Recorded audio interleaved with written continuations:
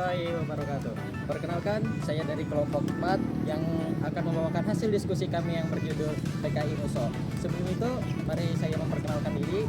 Nama saya Muhammad Fadlan Mustafa. Saya M. Alfaris Ramadan. Saya Amr Hilmi Al-Ghifari. Saya Muhammad Ali Saputra. Saya Rendra Ubedillah Apalagi. Muso adalah salah satu pemimpin PKI pada awal tahun 1920. Dia juga adalah pengikut Stalin dan juga anggota dari Internasional Komunis di Moskow. Pada 11 Agustus 1948, Muso kembali ke Indonesia melalui Yogyakarta.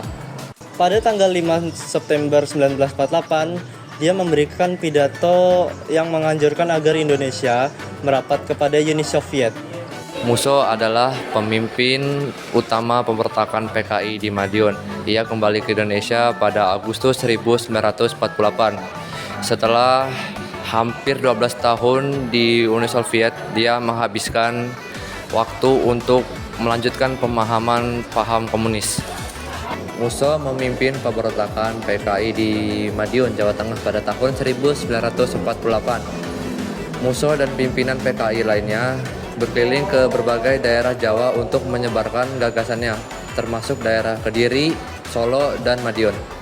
Pulangan Muso membawa semangat baru bagi PKI untuk merebut kekuasaan di pemerintahan pusat.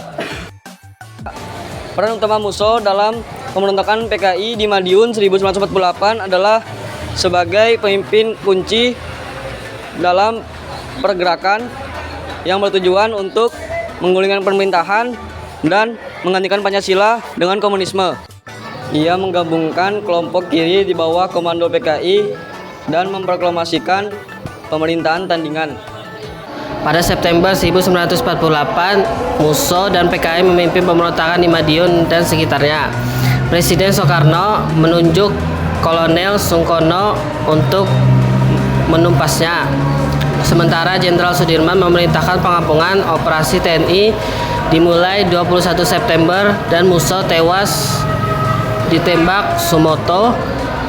Tokoh-tokoh PKI lainnya ditangkap pada 5 November 1948. Pemberontakan PKI Muso di Madiun pada September tahun 1948 ialah sebuah upaya untuk merebut kekuasaan dari pemerintah Indonesia. Pemberontakan ini dipicu oleh kekecewaan politik kelompok sayap kiri setelah jatuhnya doktrin radikal Muso. Pada 18 September 1984, pasukan pro PKI mengambil alih kota Madiun, membunuh para pemerintah dan para pejabat, dan mengeklaim Republik Soviet Indonesia. Tetapi hal itu berhasil digagalkan oleh pasukan tentara Indonesia atau kita panggil sebagai TNI dan berhasil merebut kembali kekuasaan daerah Indonesia tersebut. Sekian presentasi dan hasil diskusi kami yang telah kami sampaikan. Mohon maaf apabila ada salah kata atau ada yang kurang atau bahkan ada yang menyinggung perasaan kalian.